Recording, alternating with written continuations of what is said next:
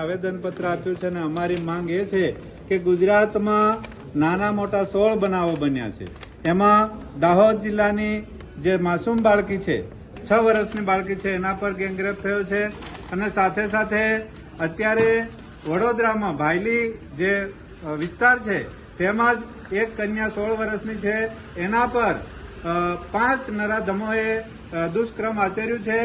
અને આવા લગભગ 16 કેસો અત્યારે ટૂંક સમયમાં થયા છે.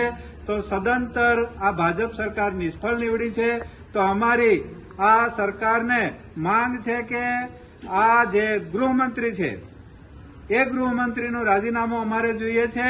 આ રાજીનામું ના આપે તો અમે આંદોલન કરવાના છે.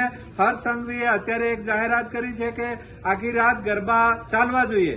તો આ ગરબા આખી રાત ચાલે તો એની સાથે સાથે બંદોબસ્ત પણ હોવો જોઈએ. જો આખી રાત બંદોબસ્ત કરશે તો દિવસે પોલીસવાળા શું કામ કરશે એ પણ એક મોટો સવાલ છે. અને આના કારણે આવા જે ભાજપમાં ગુંડારાજ ફેલાઈ રહ્યું છે, મોટે ભાગેના ગુંડાઓ આ ભાજપની સત્તામાં સામેલ કરેલા છે. એ ધારાસભ્યો હોય, સાંસદ સભ્યો હોય, હર કોઈ એ ગુંડા તત્વોના મળતિયાઓ જ આવો કામ કરતા હોય છે. દાહોદમાં જે તોયણીની ઘટના છે એમાં આરએસએસના વિશ્વ હિન્દુ પરિષદના માણસ છે. તો એ લોકો આ જે ગુંડા તત્વને સહારો આપતા હોવાથી આ વારંવાર ઘટનાઓ બને છે. આ ભાજપ સરકાર નિષ્ફળ નીવડી છે. તો અમારી માંગ છે કે ગૃહમંત્રી હર્ષ સંઘવી રાજીનામું આપે.